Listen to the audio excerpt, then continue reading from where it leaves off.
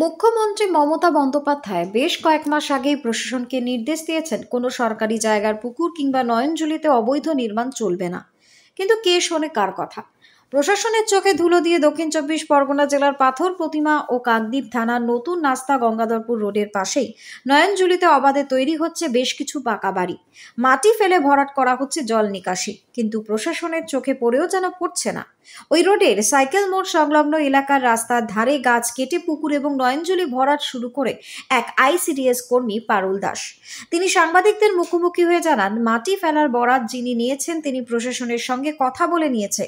তারা বলেছে যে পঞ্চায়েতে আমার মাছ কাবারি টাকা দিই এবং থানাতেও আমার মাছ কাবারি, তারপর আমার তারাই করছে।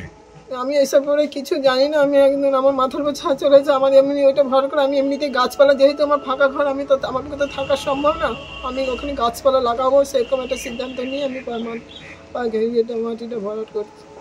এমনি তপন সান কি বলেছেন? এখানে দেখভাল করছে আমার, এখানে আর কি বলবো। পারমিশন নিয়েছেন? এটা কার থেকে কে পারমিশন দিয়েছে? আমার ভাইপো রবি গিয়ে থানায় কথা বলেছে। কত টাকা দিয়েছে থানায়? ৫০০০ টাকা। কত টাকা চেয়েছিল? বাবু জানে কত টাকা চেয়েছিল। অবশ্য প্রশাসন জানার পর কাজটিকে বন্ধ করে দেয়।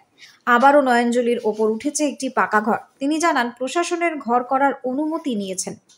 এখন প্রশ্ন উঠছে, কোন প্রশাসনের কাছ থেকে তিনি অনুমতি নিয়েছেন? আর এই প্রশাসনটি কে, যিনি মুখ্যমন্ত্রীর নির্দেশকে বুড়ো আঙ্গুল দেখিয়ে রীতিমতো অনুমতি দিচ্ছেন? সেটাই ১ লাখ টাকার প্রশ্ন। তবে পঞ্চায়েত সদস্যের কথা, এগুলো নয়নজুলি নয়, সরকারি জায়গাও নয়, রোডের উপর তো আর ঘর করছে না, ঘর করা বৈধ। মাটি ভরাট বলতে এমন এই ব্যাপারটা নয়, এটা তো ওদের নিজস্ব জায়গাতে করছে, ওরা জায়গা কিনছে, জায়গা কিনে করছে।